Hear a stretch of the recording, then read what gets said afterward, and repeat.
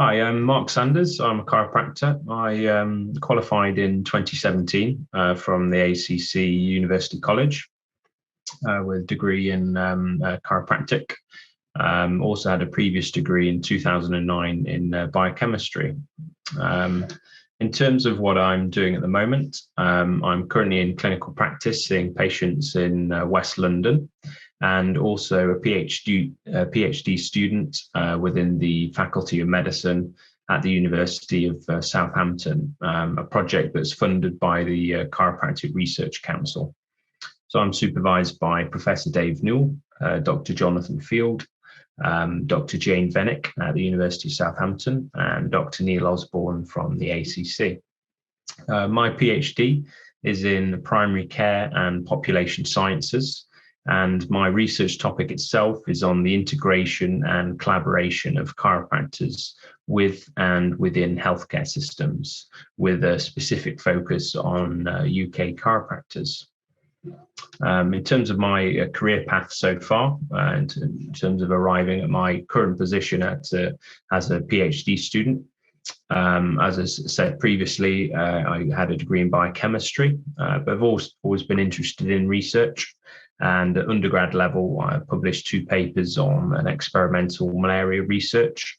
And essentially, it's always been a plan of mine to become involved in chiropractic research to help the profession and to fulfill my interest in performing research as well. So the PhD itself naturally seemed like the next level of education for me to take in order to upskill my knowledge in research methodology so that I'm more prepared to undertake more higher quality research. I feel we need more UK chiropractic researchers to build bigger research teams and obviously find out useful information that will help UK chiropractors working in clinical practice. Being a PhD student, it's very much self-directed learning, which is what I love about the PhD. Within the university's PhD timeline requirements, you can work at your own pace, some days doing hard work and longer hours, and others having the time to think about problems to enhance your learning as well.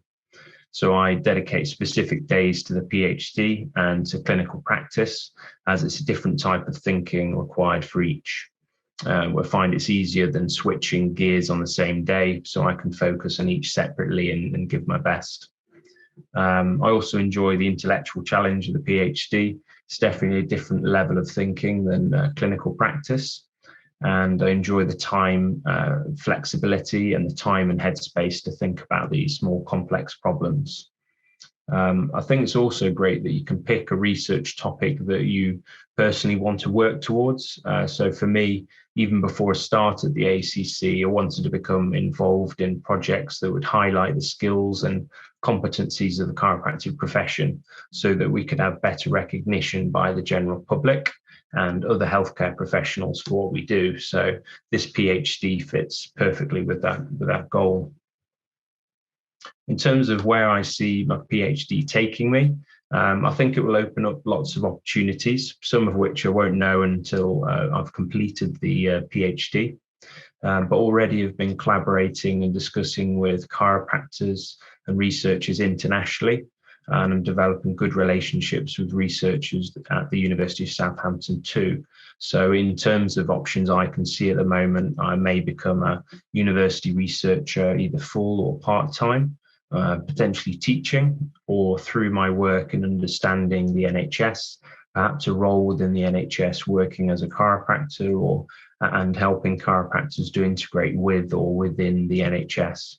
But as long as it's in a role where I'm useful to the profession and enjoy it as well.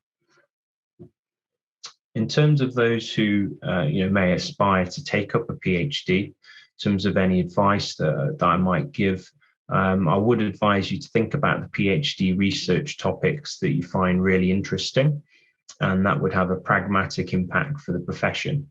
You've also got to enjoy the area you're studying, as you'll be studying it in detail. And it's also worth having a pragmatic outcome to the research that will help other people by you doing the work.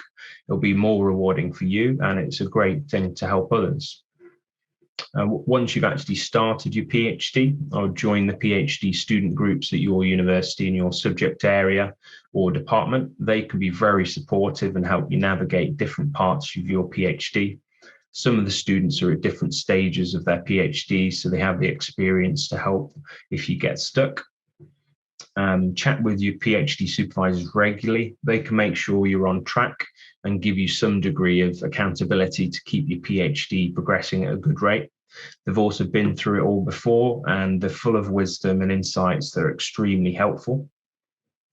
Organization is also key, so make sure you know your PhD milestones and organize your research methodology first. Once you have made a clear plan to follow, it makes doing the work of the PhD so much easier.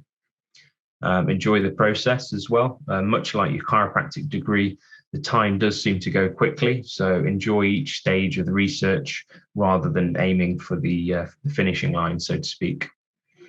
If you're looking for inspiration for a PhD to sign up to, ask the heads of the research departments of chiropractic institutions if there are any particular research project areas or PhD programs that are currently available or are going to be in the pipeline for inspiration, and to see if any take your fancy.